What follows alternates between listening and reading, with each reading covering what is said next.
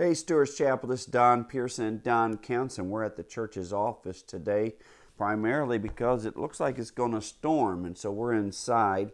Psalms 23, very familiar passage. We actually studied it last Wednesday night, and some interesting thoughts. A couple friends of mine had a parent that had Alzheimer's and eventually passed away. And they shared with me how one of the counselors that was working with their parent had shared Psalms 23 and the perspective of looking at it from an individual who and the family in relationship to Alzheimer's. And boy, it's really changed my mind. Psalms 23 is often used in funerals. I don't think I've ever used it in that case. I think that is a degrading of the incredibleness of this psalm. I'm not saying that you can't do that, use it for that purpose, but this psalm is about life. It's about the everyday walking of the Lord with you. So let's read the psalm, and then I want to share with you a personal story in relationships to Psalms 23. The Lord is my shepherd, I shall not want.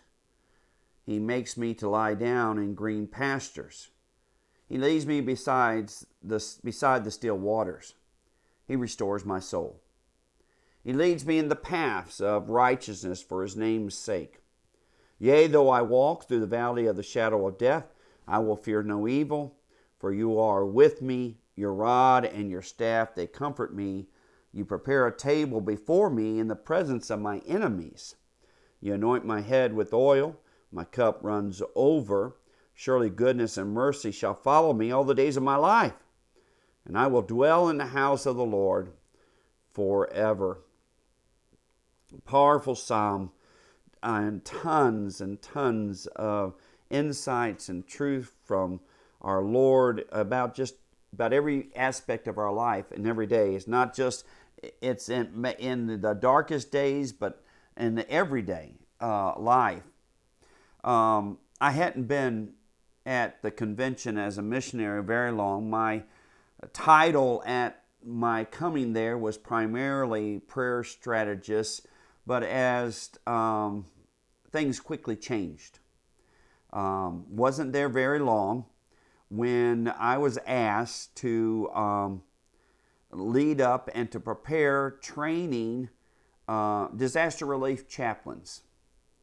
So at that time, Southern Baptist did not have a model in place for that, and so that was new ground for Southern Baptist. The Southern Baptist Convention was working on it, and North American Mission Board was working on it, but it wasn't quite ready yet. So we began to seek for models. Was introduced to NOVA, National Organization for Victim Assistance, which at that time was one of the largest crisis intervention models. It was not Christian, though there were many Christians using it because it's resources and tools. I went through the whole process for a whole year, training after training, and eventually became a trainer of trainers and began to train NOVA counselors across Tennessee and even outside of our state shortly after that. Had just basically gotten to that level when 911 happened, when New York City was attacked. Immediately, NOVA counselors were mobilized and sent in. Now, I had some CISM, critical incident stress management training, which is used by the military, police officers, and had a lot of that training as well. And so the task, my assignment from the convention of the Tennessee Baptist Convention was to mobilize counselors, trained counselors in NOVA to be sent as chaplains in the pit. That's the area of the Twin Towers. And so the plan was to mobilize 6 at a time who would go for a week to 2 weeks. One team, 3 teams basically, 3 teams of 2. taking on every shift, round the clock, working in the pit, working with everybody in every aspect, and sent them. We developed. We had no problem. God had prepared us. He had gotten us ready, but it was new ground for me. Very new ground. I felt extremely inadequate, even from the very beginning, but yet at the same time, I knew the Lord was in it, in the training and preparation. No one had a clue that 911 was going to happen. No one had any idea what would be taking place with our counselors and chaplains. There was really no way to prepare our chaplains for what they encountered when they arrived there. We were able to stay behind the gate, behind the walls, right in the pit. We walked literally the outer edge of the pit. We watched them as they started high, and as the months went on into over a year, them digging down deeper and deeper. Part of our task was to work the morgue, the death notifications, and there was these little booths, plywood shacks were built around the pit for the workers and all the relief workers to be able to come.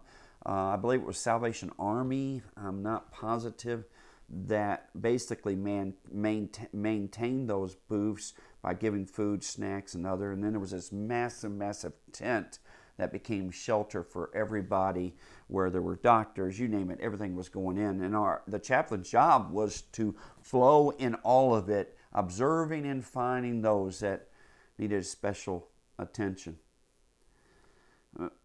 Psalms 23 became very real for the chaplains as they returned, as they told their stories, the PTSD, especially for those that were sent in early.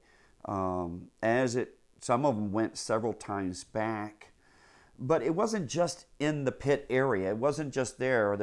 We did work at St. Paul's, the church right outside, which had opened up. It's basically closed all of its services and just opened it up as a place of refuge. But the same thing was happening on the subways, when you got to the hotels, restaurants, everywhere at that time. You were constantly uncalled. But the Lord led us. The Lord prepared us and equipped us. He knew what was ahead for us. I guess that's what I want to speak to you about from the Psalms 23. I want to encourage you to understand that the Lord is your shepherd. He knows what's ahead. What He is doing today is always in preparation for what He knows is coming. He is the perfect, wise, all-knowing shepherd. There are no surprises for Him. When He makes you lay down, He knows that there's a journey coming ahead. When He makes you eat, He knows you're going to need it when you come. He knows that when the dark valley, but He also knows when the table is going to be plentiful and everything is going to be there. But when it's all over, if you'll let the Lord lead you as His shepherd, you will find your head anointed with oil. Your cup will run over. You will know and celebrate His goodness and mercy that has followed you all of your days, because they flow from Him. It doesn't matter whether you're dealing with a family member that has Alzheimer's, or whether you're going through the midst of grief, or whether it just seems to be a regular day. He's your shepherd, and He'll lead you, and He will feed you. He will make you rest. He'll take care of you. Good days and the bad days. And when it's all said and done, you will dwell in the house of the Lord forever. Love you, Stewart's Chapel.